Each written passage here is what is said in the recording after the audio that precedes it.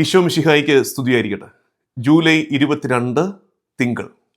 പരിശുദ്ധ കുർബാന മധ്യേ നമ്മൾ വായിക്കുന്ന സുവിശേഷ ഭാഗം യോഹന്നാന്റെ സുവിശേഷം 20 അധ്യായം 1 മുതൽ 18 വരെയുള്ള വാക്യങ്ങളും, ലേഖന ഭാഗം റോമാലേഖനം 8 അധ്യായം 35 മുതൽ 39 വരെയുള്ള വാക്യങ്ങളുമാണ്.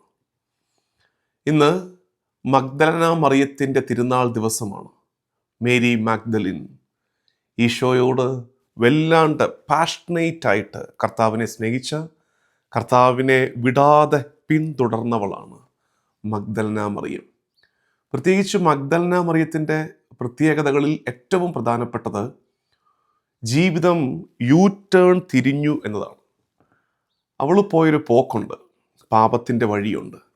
അവിടെ നിന്ന് കർത്താവിനെ കണ്ട അനുഭവം കിട്ടിയപ്പോൾ ജീവിതം ഇങ്ങനെ വട്ടം തിരിയുന്ന ഒരു ഫുൾ കേർവ്, യൂ ടേൺ തിരിയുന്ന അനുഭവമുണ്ടായി. അങ്ങനെ തിരിഞ്ഞവരൊന്നും പിന്നെ കർത്താവിനെ വിട്ടു പോകാറില്ല.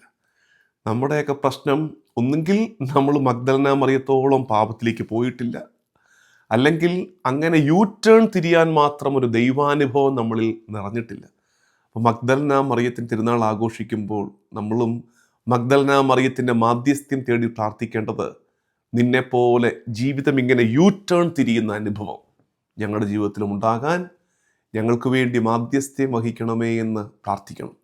ഇന്നത്തെ വായനയിലും മഗ്ദലന മറിയമാണ് നിറഞ്ഞു നിൽക്കുന്നത്. പക്ഷെ മഗ്ദലന മറിയത്തെക്കുറിച്ച് മാത്രം പറഞ്ഞു പോകാതെ ആ വായനാഭാഗം മുഴുവൻ നമ്മൾ ഈ ദിവസങ്ങളിൽ ചെയ്തതുപോലെ നമുക്ക് ധ്യാനിച്ച് വരാം. ബൈബിൾ എടുക്കണം, കാരണം ഇത് യോഹന്നാൻ്റെ സുവിശേഷമാണ്. ഞാനൊരു 4-5 കാര്യങ്ങൾ ഇങ്ങനെ ഓരോ സെൻറ്റൻസിൽ നിന്നും ചെറിയ ചെറിയ ആശയങ്ങൾ പറയാം. ഒരു കണ്ടിന്യൂവേഷൻ ഓഫ് തോട്ട്സ് എന്നതിനേക്കാൾ ഉപരി സ്കാറ്റേർഡ് തോട്ട്സ് ആണ്. കൊച്ചു കൊച്ചു ചിന്തകൾ നമുക്ക് മനസ്സിലാക്കാനുള്ളത് പറഞ്ഞു തരാൻ ശ്രമിക്കുകയാണ്.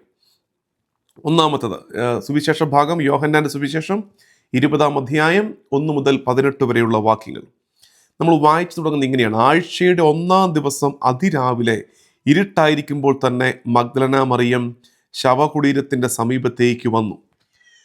ഞാൻ നേരത്തെ ഉപയോഗിച്ച വാക്കാണ് ഹൗ പാഷനേറ്റ് ഷീസ്. അതായത് യഹൂദ രീതി അനുസരിച്ച് 3-ാം പക്കമാണ് വിസിറ്റ് ചെയ്യേണ്ടത്, ടൂംബ് വിസിറ്റ് ചെയ്യേണ്ടത്. അത് മാത്രമല്ല തലേദിവസം സാബത്തുമാണ്, അവർക്ക് അതിനുള്ള സാധ്യതയില്ല. അപ്പോൾ ഞായറാഴ്ചയാണ് അവൾക്ക് ഈശോയുടെ അടുത്ത് വരാൻ പറ്റുന്ന ദിവസം. ആ ഞായറാഴ്ചയുടെ ഏർലി ഡോൺ, അതിരാവിലെ തന്നെ, ഒരു നിമിഷം പാഴാക്കാതെ കർത്താവിൻ്റെ അടുത്ത് വരാൻ ഒരല്പസമയം പോലും പാഴാക്കാതെ അവൾ അതിരാവിലെ ഓടിയെത്തുകയാണ് മഗ്ദലന മറിയം.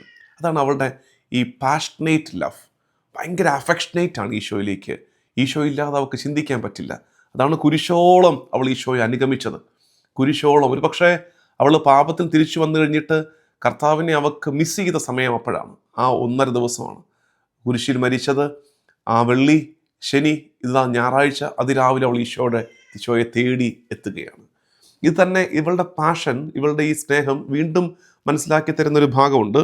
അത് ഇവിടെ വന്ന് പത്രോസും യോഹന്നാനും കൂടെ കല്ലറ വന്ന് കണ്ട്, ശൂന്യമായ കല്ലറയെ കണ്ട്, അതിനുശേഷം നമ്മൾ വായിക്കുന്നത്, അപ്പോൾ കല്ലറയുടെ സമീപത്ത് ആദ്യം എത്തിയ മറ്റേ ശിഷ്യൻ, അത് കഴിഞ്ഞിട്ട് 10-ാമത്തെ വാക്യം യോഹന്നാൻ 20:10, അനന്തരം ശിഷ്യന്മാർ മടങ്ങിപ്പോയി. ശൂന്യമായ കല്ലറ കണ്ട് ശിഷ്യന്മാർ മടങ്ങിപ്പോയി. 11-ാമത്തെ വാക്യം, മറിയം കല്ലറയ്ക്ക് വെളിയിൽ കരഞ്ഞുകൊണ്ട് നിന്നു. അവൾക്ക് അങ്ങനെ പോകാൻ പറ്റുന്നില്ല. അതുകൊണ്ടാണ് ഞാൻ പറഞ്ഞത്, ഭയങ്കര അഫെക്ഷനേറ്റ് ആണ് മഗ്ദലന മറിയം. കർത്താവിലേക്ക് ഇങ്ങനെ ചാഞ്ഞ് നിൽക്കുന്നവളാണ്. നമുക്കുള്ള പാഠമാണത്. Stick on to Jesus, cling on to him. ഇങ്ങനെ ചാരി ചേർന്ന് നിൽക്കണം കർത്താവിലേക്ക്, മഗ്ദലന മറിയത്തിനെ പോലെ. അടുത്തത് ആ ഭാഗം വചനം നമ്മൾ വ്യാഖ്യാനിക്കുകയാണ്. 4-ാമത്തെ വാക്യം, എന്നാൽ മറ്റേ ശിഷ്യൻ പത്രോസിനേക്കാൾ കൂടുതൽ വേഗം ഓടി ആദ്യം കല്ലറയുടെ അടുത്തെത്തി. അതായത് മഗ്ദലന മറിയം കാര്യം പറഞ്ഞു, 2 ശിഷ്യന്മാർ ഓടിയെത്തി കല്ലറയിലേക്ക്. ആരൊക്കെ 2 ശിഷ്യന്മാർ? പത്രോസും യോഹന്നാനും. മറ്റേ ശിഷ്യൻ ആദ്യം ഓടിയെത്തി. അതായത് മറ്റേ ശിഷ്യൻ യോഹന്നാൻ. അതെന്താ ആദ്യം ഓടിയെത്താൻ കാര്യം? യോഹന്നാൻ പ്രായത്തിൽ കുറവാണ്, പത്രോസിന് കുറച്ച് പ്രായമായിട്ടുണ്ട്. അപ്പോൾ യോഹന്നാൻ ഒബ്വിയസ്ലി ആദ്യം ഫിനിഷിംഗ് പോയിന്റ് എത്തി, കല്ലറയുടെ വാതിൽക്കലെത്തി. യോഹന്നാൻ്റെ പഴയ സ്വഭാവം വെച്ചാണെങ്കിൽ യോഹന്നാൻ ചാടി അകത്ത് കയറിയിട്ട്, ഞാനാണ് ആദ്യം കണ്ടത്, ഫസ്റ്റ് അടിച്ചേ എന്ന് പറഞ്ഞ് കാറിക്കൂവേണ്ടതാണ്. യോഹന്നാൻ അങ്ങനെ ഒരു സ്വഭാവമുണ്ട്. അതുകൊണ്ടാണ് ഈശോയെ സ്വീകരിക്കാതിരുന്നൊരു ഗ്രാമം ആ തീ ഇട്ട് നശിപ്പിക്കാൻ കർത്താവിനോട് യോഹന്നാൻ ചോദിക്കുന്നത്. യൂദാസിനോട് ഇടയ്ക്ക് വെച്ചൊരു കുത്തു കൊടുക്കുന്നുണ്ടല്ലോ, പണസഞ്ചി അവൻ്റെ കയ്യിലായിരുന്നു, അവൻ്റെ നോട്ടം പണത്തിലായിരുന്നു എന്നൊക്കെ പറഞ്ഞപ്പോൾ യോഹന്നാൻ അത്തരം ചില ചെറിയ ചെറിയ ട്രേറ്റ്സുകളൊക്കെ ഉണ്ട്. യോഹന്നാൻ ചാടി അകത്ത് കയറേണ്ടിയിരുന്നതാണ്. പക്ഷേ ഈശോയുടെ കുരിശുമരണവും പരിശുദ്ധി അമ്മയെ ഭവനത്തിൽ സ്വീകരിച്ചതും ഒക്കെ ആയിരിക്കാം യോഹന്നാനെ വിമലീകരിക്കുന്നുണ്ട്. ആദ്യം ഓടിയെത്തിയവൻ പിന്നെ നമ്മൾ കാണുന്നത് അടുത്തെത്തി കുനിഞ്ഞു നോക്കിയപ്പോൾ കച്ച കിടക്കുന്നവൻ കണ്ടു. കല്ലറയ്ക്കകത്ത്, ഈ ഗുഹയ്ക്കകത്ത് കച്ച കിടക്കുന്നത് കണ്ടു. അടുത്ത വാക്ക് ഇങ്ങനെയാണ്, എങ്കിലും അവൻ അകത്ത് പ്രവേശിച്ചില്ല. അവൻ വെയിറ്റ് ചെയ്തു അവിടെ. ആർക്ക് വേണ്ടിയിട്ട്? ആ പിന്നാലെ ഒരാൾ ഓടിയെത്തുന്നുണ്ട്. ആരാത്? പത്രോസ്. He is the head, he is the leader. ആ നേതാവ് പത്രോസാണ്. പത്രോസിൻ്റെ അധികാരവും അവകാശവുമാണ് അകത്ത് കയറേണ്ടത്. അതുകൊണ്ട് യോഹന്നാൻ വെയിറ്റ് ചെയ്യുകയാണ്. യോഹന്നാൻ എല്ലാ സാധ്യത ഉണ്ടായിരുന്നു ചാടി അകത്ത് കയറി. യോഹന്നാൻ പത്രോസിന് വേണ്ടി കാത്തിരുന്നു. കർത്താവ് നമ്മുടെ ജീവിതത്തിൽ ഇടപെട്ട് തുടങ്ങുമ്പോൾ നമ്മളിൽ വരുന്ന ചെറിയ ചെറിയ മാറ്റങ്ങളാണ് ഇതൊക്കെ. നമ്മുടെ ആത്മീയതയും ദൈവാനുഭവം പോലും നമുക്ക് പ്രൈഡായിട്ട് മാറുന്ന, അഹങ്കാരമായിട്ട് മാറുന്ന ഒരു കാലത്ത് യോഹന്നാനെ പോലെ ആദ്യം എത്തിയെങ്കിലും ഒന്ന് ഒതുങ്ങിയും മാറിയും നിന്ന് പത്രോസിന് വഴിയൊരുക്കാൻ പറ്റുന്നൊരു മനസ്സുണ്ടല്ലോ, ആ മനസ്സ് നമ്മൾ പഠിച്ചെടുക്കേണ്ട കാലമായിട്ടുണ്ട്. അത് തിരിച്ചറിയാം, അത് ധ്യാനിക്കാം. അടുത്തത്, അവിടെ നമ്മൾ താഴോട്ട് ബൈബിൾ തുറന്നു വെക്കണമെന്ന് പറഞ്ഞത് കൊണ്ടാണ് വായിക്കുമ്പോൾ നമ്മൾ വായിക്കുന്നൊരു കാര്യമുണ്ട്.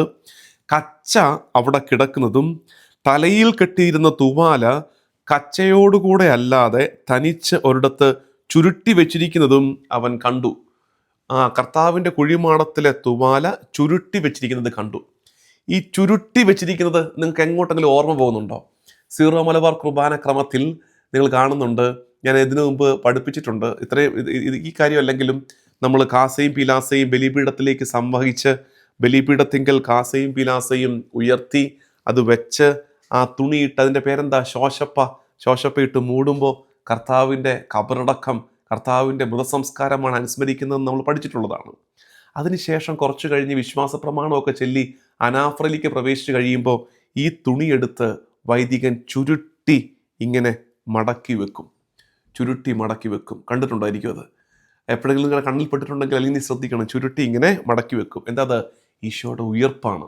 അതുകൊണ്ടാണ് ആ സമയത്ത് സമാധാനം നിങ്ങളോടുകൂടെ, ഉയർപ്പിൻ്റെ ആശംസ കൊടുക്കുകയാണ്. Peace be upon you. അതിനുശേഷം കുറച്ചുകൂടെ കഴിഞ്ഞ് വിഭജന ശുശ്രൂഷ, രക്ഷകൻ ഈശോതൻ ശിഷ്യരെ അറിയിച്ച ദിവ്യരഹസ്യം ഇതാ. ആ സമയത്ത് ഈ ചുരുട്ടിയത് നിവർക്കും. അതിനെക്കുറിച്ച് പിതാക്കന്മാർ എഴുതിയിരിക്കുന്നത്, ഈശോ ഉയർത്തു, പക്ഷെ രഹസ്യങ്ങൾ വെളിപ്പെട്ടില്ല. ഇവിടുത്തെ രഹസ്യം വെളിപ്പെടുന്നു, പരിശുദ്ധ കുർബാന എന്ന രീതിയിലാണ്. അപ്പോൾ ഇതെല്ലാം സിംബോളിക്കായിട്ട് നമ്മുടെ പരിശുദ്ധ കുർബാനയിൽ അവതരിപ്പിച്ചുകൊണ്ടിരിക്കുകയാണ്. അപ്പോൾ ഈ വാക്ക് തനിച്ച് ഒരിടത്ത് ചുരുട്ടി വെച്ചിരിക്കുന്നത് കണ്ടു. ആ ചുരുട്ടി വെച്ചിരിക്കുന്നത് നമ്മുടെ കുർബാനയിൽ ആവർത്തിക്കുന്ന രീതി ഞാനൊന്ന് ജസ്റ്റ് മെൻഷൻ ചെയ്തതേ ഉള്ളൂ.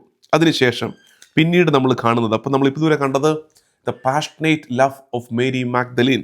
അവൾ ആദ്യം ഓടിയെത്തുന്നു. അതിരാവിലെ തന്നെ എല്ലാവരും രണ്ടുപേരും പോയി കഴിഞ്ഞിട്ട് അവൾ പോകാതെ നിൽക്കുന്നു. അതാണ് നമ്മൾ 11-ാമത്തെ വാക്യത്തിൽ, മറിയം കല്ലറയ്ക്ക് വെളിയിൽ കരഞ്ഞുകൊണ്ട് നിന്നു. അടുത്തത് യോഹന്നാന് വന്ന മാറ്റം, യോഹന്നാന് വന്നൊരു വിമലീകരണം. അതായത് ഈശോ ജീവിതത്തിലേക്ക് ഇടപെട്ട് തുടങ്ങുമ്പോൾ നമ്മളിൽ ഉണ്ടാകേണ്ട ഒരു എളിമയുടെ ഭാവം. ഇനി നമ്മൾ ചിന്തിക്കുന്നത് 13-ാമത്തെ വാക്യമാണ്. യോഹന്നാൻ 20:13. അവർ അവളോട് ചോദിച്ചു, സ്ത്രീയെ എന്തിനാണ് നീ കരയുന്നത്? അതായത് വെള്ളവസ്ത്രം ധരിച്ച് 2 ദൂതന്മാർ ഈശോയുടെ ശരീരം വെച്ചിരുന്നിടത്ത് അവർ ചോദിക്കുകയാണ്, വൈ ആർ യു ക്രൈയിങ്? എന്തിനാണ് നീ കരയുന്നത്? സ്വർഗം ചോദിക്കുന്ന ചോദ്യമാണ്, വൈ ആർ യു ക്രൈയിങ്? ഇന്ന് ബ്ലസ് 364ൻ്റെ ഈ എപ്പിസോഡ് കേട്ടുകൊണ്ടിരിക്കുമ്പോൾ കണ്ണുകളിൽ ഈറനണിയുന്നില്ലെങ്കിലും ചങ്കിലൊരു പെടച്ചിലുണ്ടെങ്കിൽ, എന്തിനെക്കുറിച്ചെങ്കിലും ആകുലപ്പെട്ടുകൊണ്ടിരിക്കുകയാണെങ്കിൽ നമുക്ക് നേരെ ഉയരുന്ന ചോദ്യമാണിത്. യോഹന്നാൻ 20:13. അവർ അവളോട് ചോദിച്ചു, സ്ത്രീയെ എന്തിനാണ് നീ കരയുന്നത്?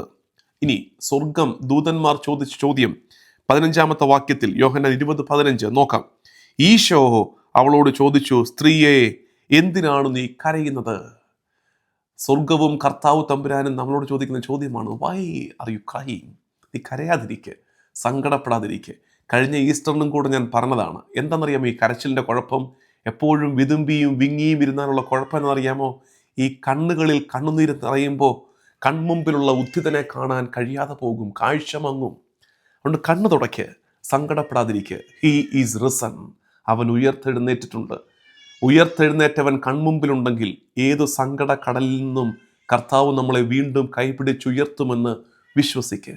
ഉയർത്തെഴുന്നേറ്റവൻ കൂടെ ഉണ്ടെങ്കിൽ പൊള്ളുന്ന ഏത് കനൽ വഴിയിലൂടെയും കർത്താവ് നമ്മളെ ഉയർത്തിപ്പിടിച്ചു കൊണ്ടു നടക്കുമെന്ന് വിശ്വസിക്കുക.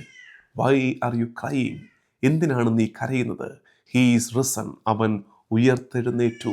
നമ്മുടെ ദൈവം ഉയർത്തെഴുന്നേറ്റ കർത്താവാണ്. മരണത്തെ തോപ്പിച്ച, രോഗത്തെ തോപ്പിച്ച, ഇരുട്ടുമായിച്ച, പ്രകാശം നിറച്ച ഒരു ദൈവമല്ലേ നമ്മുടേത്. അതുകൊണ്ട് നമ്മളിൽ സങ്കടപ്പെടരുത് എന്ന സൂചനയാണ് മഗ്ദലന മറിയത്തിനോട് 2 ആവർത്തി ആ ചോദ്യം ആവർത്തിച്ചുകൊണ്ട് നമുക്ക് മനസ്സിലാക്കി തരുന്നത്. അടുത്തത്, അവൾക്ക് തോന്നിയത് തോട്ടക്കാരനായിട്ടൊക്കെ തോന്നുള്ളൂ, എന്നിട്ടും കണ്ണ് നിറഞ്ഞിരിക്കുക, ഒരു പാടയുണ്ട് കണ്ണിൽ, സങ്കടത്തിൻ്റെ ഒരു പാടയുണ്ട്. അപ്പോൾ അത് തോട്ടക്കാരനായിട്ടൊക്കെയാണ് തോന്നുന്നത്. അപ്പോൾ ഈശോ അവളെ വിളിച്ചു. 16-ാമത്തെ വാക്യം, മറിയം. ഈശോ അവളെ വിളിച്ചു, മറിയം. അവൾ തിരിഞ്ഞ് റബോനി എന്ന ഹെബ്രായ ഭാഷയിൽ വിളിച്ചു, ഗുരു എന്നർത്ഥം. അവിടെ നോക്കി ആ കോൺവെർസേഷൻ നോക്കിക്കേ. ഈശോ ഒറ്റ വാക്ക്, മറിയം. അപ്പോൾ അവൾക്ക് മനസ്സിലായി അവളുടെ എല്ലാ ഇഗ്നറൻസും, അവളുടെ എല്ലാ അജ്ഞതയും അവരൊറ്റ സ്വരത്തിൽ മാഞ്ഞും മറഞ്ഞും പോവുകയാണ്. അവൾ വിളിക്കുന്നു, റബോനി, എൻ്റെ ഗുരുവേ. എന്താ കാര്യം? കർത്താവിൻ്റെ സ്വരം കേട്ടു. കർത്താവിൻ്റെ സ്വരം കേൾക്കുമ്പോഴാണ് അജ്ഞതയുടെ കാലം മാഞ്ഞു പോവുകയും വെളിപാടുകൾ ആരംഭിക്കുകയും ചെയ്തത്. എന്താണ് ഈ കർത്താവിൻ്റെ സ്വരം? വചനമല്ലാതെ മറ്റെന്ത്? വചനമല്ലാതെ മറ്റെന്ത്? കർത്താവിൻ്റെ സ്വരം കേട്ടു തുടങ്ങുമ്പോൾ ഇരുട്ടു മാഞ്ഞു തുടങ്ങും. അജ്ഞത, ഇഗ്നറൻസ് മാറിപ്പോകും. ദൈവിക വെളിപാടുകൾക്ക് മേൽ കണ്ണു തുറക്കാനും കാതു തുറക്കാനും നമുക്ക് ദൈവം കൃപ തരും. പ്രിയമുള്ളവരെ, 18-ാമത്തെ വാക്യത്തിൽ ഇതിൻ്റെ ക്ലൈമാക്സ് ആണ്. മഗ്ദലന മറിയം ചെന്ന് ഞാൻ കർത്താവിനെ കണ്ടുവെന്നും അവൻ ഈ കാര്യങ്ങൾ തന്നോട് പറഞ്ഞുവെന്നും ശിഷ്യന്മാരെ അറിയിച്ചു. പ്രീച്ചിങ്, ഇവാഞ്ചലൈസേഷൻ, അതായത് ഈ റിസറക്ഷൻ ഗോസ്പൽ, ഉയർത്തെഴുന്നേറ്റത്തിൻ്റെ സദ്വാർത്ത എത്തിക്കുകയാണ്. ഞാൻ കർത്താവിനെ കണ്ടു. ഇന്ന് നമ്മൾ മറ്റുള്ളവർക്ക് പറഞ്ഞു കൊടുക്കേണ്ടത് ഈ അനുഭവമാണ്. I have seen my Lord. എൻ്റെ ദൈവത്തെ ഞാൻ കണ്ടു. ആ കാഴ്ചയാണ് പങ്കുവെക്കേണ്ടത്. ആ കാഴ്ചയുടെ സന്തോഷം, ആ കാഴ്ചയുടെ എക്സൈറ്റ്മെൻറ്റ് ആണ് നമുക്കിനി പ്രസംഗിക്കാനുള്ളത്. പ്രിയമുള്ളവരെ, നമുക്ക് പ്രാർത്ഥിക്കാം. കർത്താവും ദൈവമായ ഈശോ മിശിഹായേ, മഗ്ദലന മറിയത്തിന് തിരുനാൾ ആഘോഷിക്കുന്ന ദിവസം മറിയത്തെ പോലെ നിന്നോട് ചേർന്ന് നിൽക്കുവാനും ദൈവാനുഭവം സ്വന്തമാക്കുവാനും ഉയർപ്പിൻ്റെ സദ്വാർത്ത പ്രഘോഷിക്കുവാനും ഞങ്ങളെയും നീ ഉപകരണങ്ങളാക്കണമേ. നമ്മുടെ കർത്താവ് ഈശോ മിശിഹായുടെ കൃപയും പിതാവായ ദൈവത്തിൻ്റെ സ്നേഹവും പരിശുദ്ധാത്മാവിൻ്റെ സഹവാസവും എന്നും എല്ലാ കാലവും കൂടെ ഉണ്ടായിരിക്കട്ടെ, ഇപ്പോഴും എപ്പോഴും എന്നേക്കും. ആമേൻ.